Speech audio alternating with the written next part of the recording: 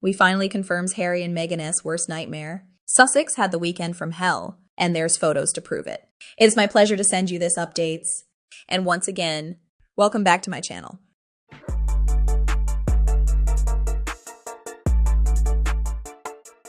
You might have heard of panda diplomacy, so today I present you with sweet-tooth statesmanship.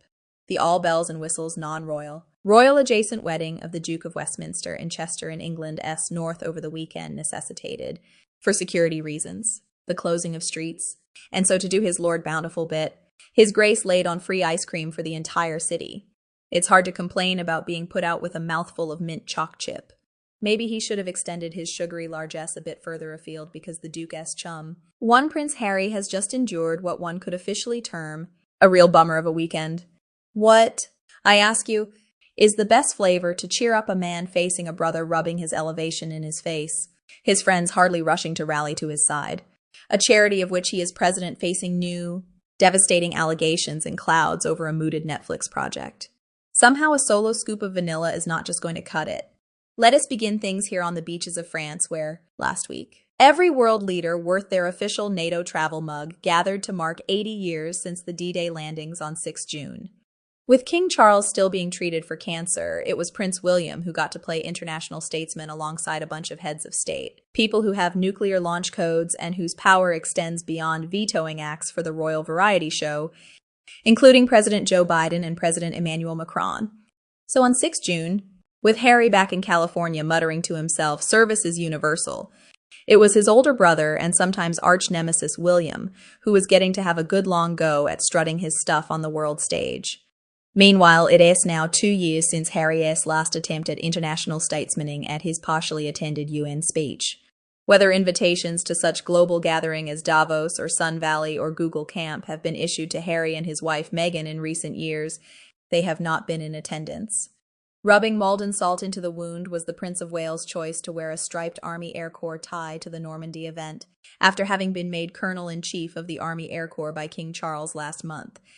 The real sting here lies in the fact that Harry trained as an Apache pilot with the Army Air Corps, and the colonelcy of this outfit, in another lifetime, would have most likely gone to Harry. William's tier, as the Sunday Times' Roya Nika pointed out, carried a subtle but significant message. How must it have felt for Harry to watch his brother wearing the tie of his old military outfit, flying the flag for the country that he has actually gone to war to serve twice? It is the picture that must surely represent his worst nightmare. Of all the major events and milestone moments that Harry has missed in recent years while he licks his wounds on the West Coast and disconsolately makes his way through another slice of avocado toast, this D-Day outing was the one where his absence felt most conspicuous. At a moment all about honoring the unthinkable courage and bravery of service people, the omission of the one member of Crown Inc. who has also shown such courage and bravery felt strangely hollow.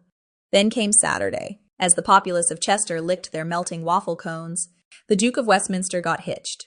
William was front and center again here, this time on usher duty and proving that even a future king is not above being transported in a minibus on occasion. Again, this was a scene that could and should have involved Harry. The Duke of Westminster, or Hughie as he is known, is reportedly one of the few people who has managed to hold on to their friendship with both the Prince and Harry even after the big Buckingham Palace bang of 2020 aka Megxit. Not only is Hughie a godfather to Prince George but to Prince Archie too. The Duke of Hypocrisy, however, on Saturday, was not showing elderly lifelong subscribers of the Lady to their seats and ignoring the whiff of mothball around their Belleville Sassoon dresses in the capacity of an usher. He wasn't even in the UK. There are competing accounts of whether Harry gallantly bowed out of Hughie's wedding to avoid the awkwardness of bumping into William or whether he had less say over his no-show. Hopefully, the Hypocrisy Duke is busy making new friends in Montecito because he doesn't seem to be keeping the ones he used to have in the UK. Last year, Jeremy Clarkson decided to put vituperative pen to paper and wrote a horrendous, misogynistic takedown of Meghan, which Harry termed horrific, hurtful, and cruel, and said incited violence towards women. What a shock. Therefore, to see one of Harry's former childhood friends, Hugh Van Cutsum, pop up on an episode of Clarkson's Farm last month, an appearance that would have been unthinkable were he still close to Harry, according to Daily Mail diarist Richard Eden. Stay with me here because now we get to a really horrible bit. On the weekend, the Mail published their latest piece of reporting from On, The Ground in Africa, detailing allegations concerning the African Parks charity, of which Harry has been involved since 2016. Late last year, he was named president. Already this year, the Mail has claimed that paid guards employed by African parks have raped, abused, and tortured local people in the Republic of the Congo and Zambia. Now, this weekend came the allegation that the mass relocation of 263 elephants by African parks in 2022 has resulted in the deaths of 9 people in Malawi.